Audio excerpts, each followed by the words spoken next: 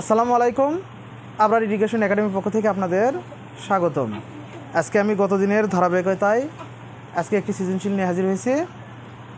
Function, গণিত অধ্যায়, দ্বিতীয় অধ্যায়। তো এর ধারাবাহিকতায় আজকে এই সৃজনশীলটা আমরা একটু এক নজরে দেখি। দেওয়া আছে সার্বিক set U equal X such that X belongs to N এবং 1 less than or equal X less than 8।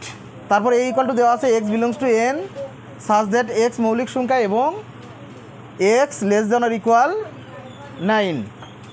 তারপরে কী দেওয়া আছে বলো তো? বি ইকুয়াল কত দেওয়া আছে? 3 4 5 6।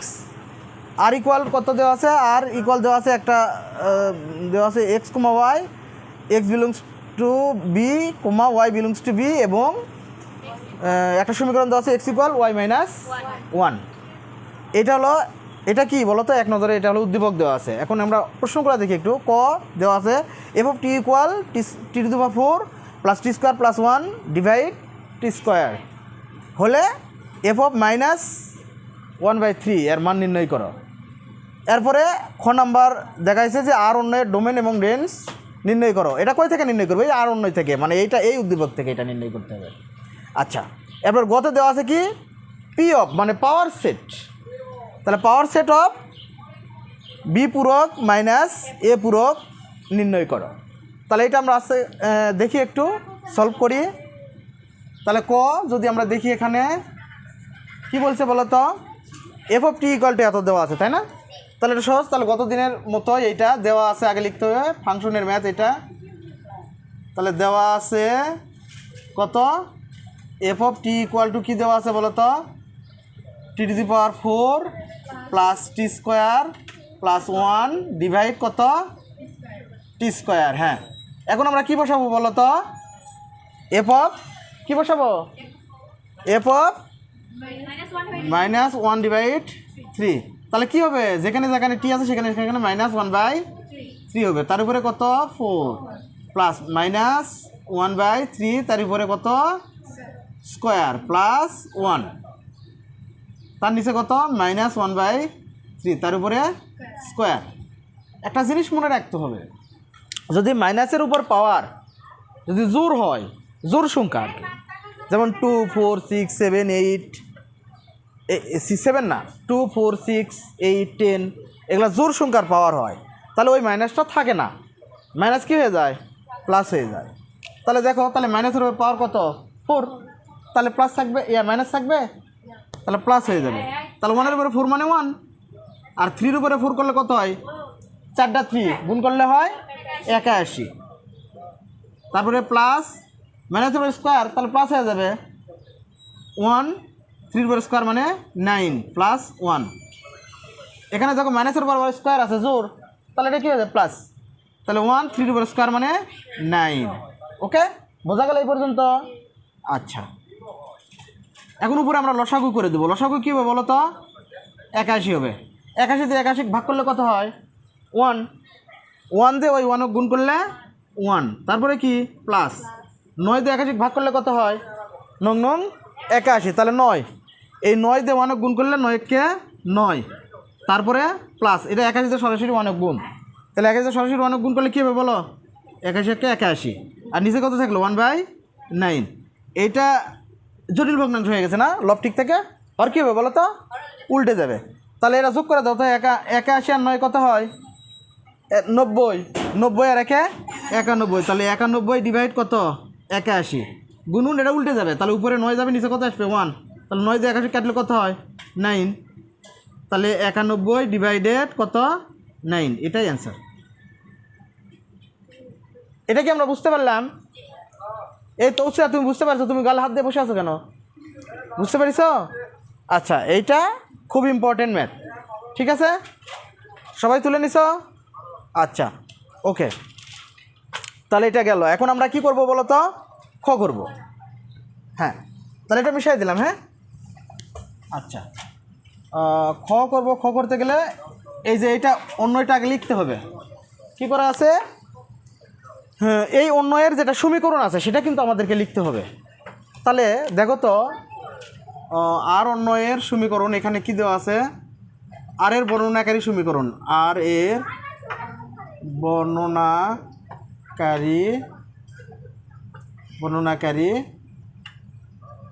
সমীকরণ। ঠিক আছে, তাহলে কি আছে বলো তো?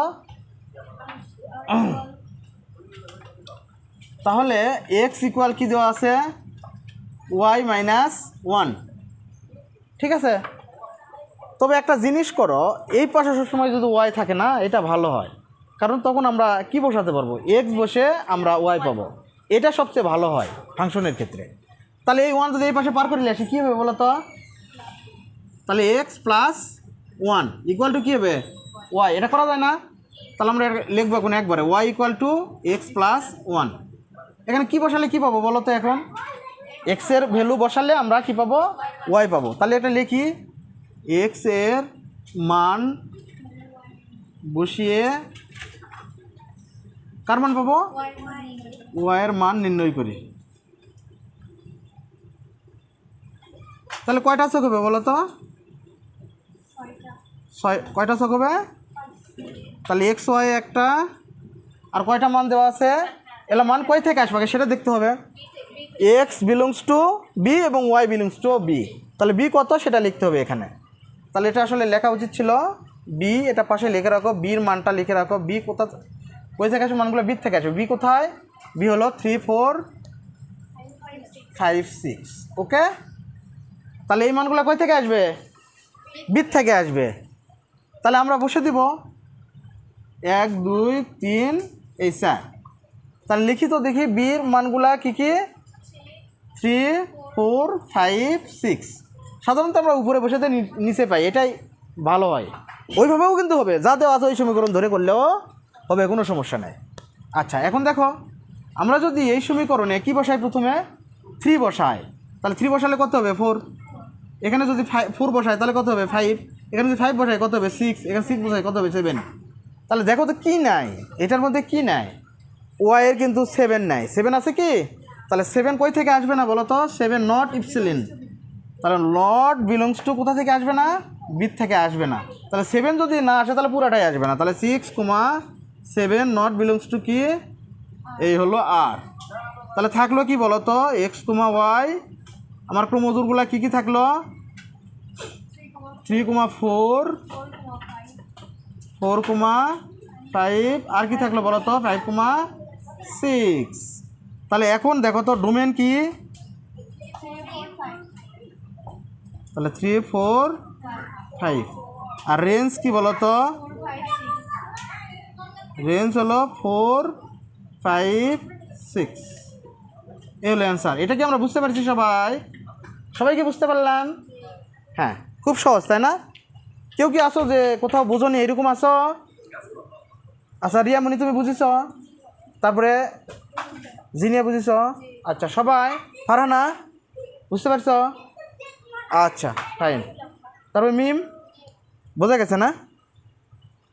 সুরাইয়া বুঝতে পারছ? আচ্ছা, তাহলে এটা হয়ে গেল। আমরা এখন করবো কোনটা বলো তো? গ নাম্বার। এটা কিন্তু ইম্পর্টেন্ট সৃজনশীল। আচ্ছা, তাহলে আমরা এখন গ নাম্বার সলভ করি। গ নাম্বার সলভ করি, নিচের দিকে থাক একটু, যাদের তোলা হয়নি। আচ্ছা হয়েছে, তাহলে মিশে দেয়, পরে ইয়া করে। এখন গ নাম্বার দেখো তো, ওইটা তো খ করলাম, খ দেওয়া হয়নি না, যাই হোক এটা গ। এখন দেখো তো গ কি দেওয়া আছে? বি পূরক এ পূরক, তাই না? এর আগে পূরকের মান বের করতে গেলে ইউ কি আর দেওয়া আছে এটা আগে বের করতে হবে। তাহলে দেওয়া আছে সেটা লিখতে হবে। দেওয়া আছে ইউ ইকুয়াল টু কি দেওয়া আছে বলো তো? X such that X belongs to N, এবং দেওয়া আছে 1 less than or equal X less than 8। ওকে, এটা দেওয়া আছে না? এই সম্পর্ক অনুযায়ী কী হবে বলো তো? X such that X belongs to N, N মানে ন্যাচারাল নাম্বার, স্বাভাবিক সংখ্যা। স্বাভাবিক সংখ্যা কী কী বলো তো? কে বলতে পারবো স্বাভাবিক সংখ্যা কী কী? 1 2 3 4 5 6 ইত্যাদি হলো স্বাভাবিক সংখ্যা। মাইনাস আর 0 থাকে তাহলে কী হবে? -1 -2 -3 0 1 2 থাকে তাহলে কী সংখ্যা এটা? হ্যাঁ, এটা পূর্ণ সংখ্যা। জেড, বা এটা হলো বাস্তব সংখ্যা, পূর্ণ সংখ্যা আর কি। আর এটা হলো ন্যাচারাল নাম্বার, স্বাভাবিক সংখ্যা। তাহলে স্বাভাবিক সংখ্যার মধ্যে বলেছে যে এক্সের ভ্যালু হবে 1-এর সমান, আবার 1 থেকে বড় কিন্তু 8-এর থেকে ছোটো হতে হবে। তাহলে মানে হবে কি বলো তো, 1 নেওয়া লাগবে, 2, 3, 4, 5, 6, 7 পর্যন্ত। 8 কিন্তু নেওয়া যাবে না, লেস দেন আর ইকুয়াল দেওয়া নাই, তাই না? এই পর্যন্ত এটা ইউ গেল। তোমরা কি বুঝতে পারছো এটা? আচ্ছা, লেস দেন আর ইকুয়াল দেওয়া থাকলে আমরা কিন্তু 8 নিতাম, যেমন এখানে 1 নিছি আমরা। আচ্ছা, এরপরে আমরা এ বের করবো। এ কি বলো তো, এ কি দেওয়া আছে? এ দেওয়া আছে হলো x belongs to N such that S কি বলো তো, এক্স কি মৌলিক সংখ্যা। মৌলিক সংখ্যা কী জিনিস বলো তো? মৌলিক সংখ্যা, হ্যাঁ, যে সংখ্যাকে ভাগ করলে ওই সংখ্যা ব্যতীত অন্য কোনো সংখ্যা পাওয়া যায় না, সেটা হলো মৌলিক সংখ্যা। যেমন ধরো 4 মৌলিক সংখ্যা হবে না, কারণ 4কে 2 দ্বিগুণে 4 করা যায়। 1 তাহলে মৌলিক সংখ্যা হলো না কেন বলো তো? 1ও মৌলিক সংখ্যা নয়, কারণ 1 হলো সকল সংখ্যার কমন ফ্যাক্টর, মানে সকল সংখ্যার উৎপাদকে 1 ব্যবহৃত হয়, এই জন্য 1 কী হবে না? মৌলিক সংখ্যা হবে না। তাহলে 2 মৌলিক সংখ্যা। তাহলে এখানে লিমিট দিয়েছে কি বলো তো? দিয়েছে হলো 9-এর সমান হতে হবে। তাহলে 2 মৌলিক সংখ্যা, 3 মৌলিক সংখ্যা, 4 হবে না, তাই না? 2 দুগুণে 4। 5 মৌলিক সংখ্যা, 6 কি মৌলিক সংখ্যা? 3 দুগুণে 6 হবে না, তাহলে 7 হবে। 8 কি মৌলিক সংখ্যা? না, কেন? 4 দুগুণে 8। 9ও মৌলিক সংখ্যা নয়, তার মানে আর হবে না, এই কয়েকটাই। এটা কি আমরা বুঝতে পারছি সবাই?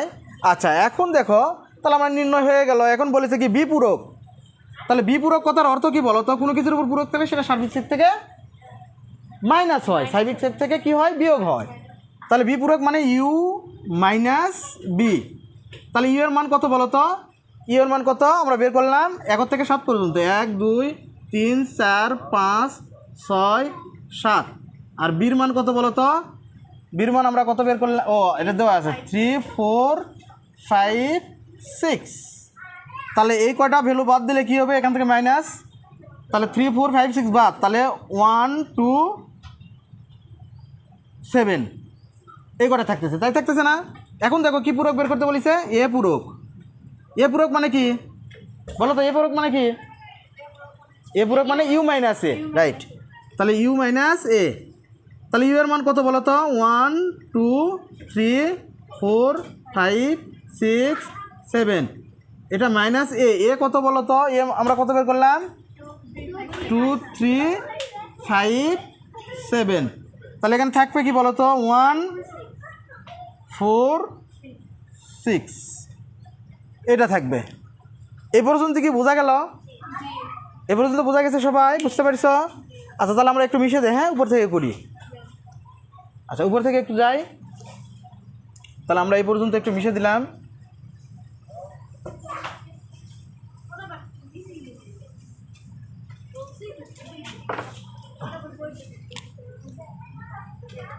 তাহলে এটা হলো, আমরা কি লিখবো এখন বলো তো? বি পূরক মাইনাস এ পূরক, তাই লিখবো না? তাহলে এটা আগে বের করে নিই আমরা, বি পূরক মাইনাস এ পূরক।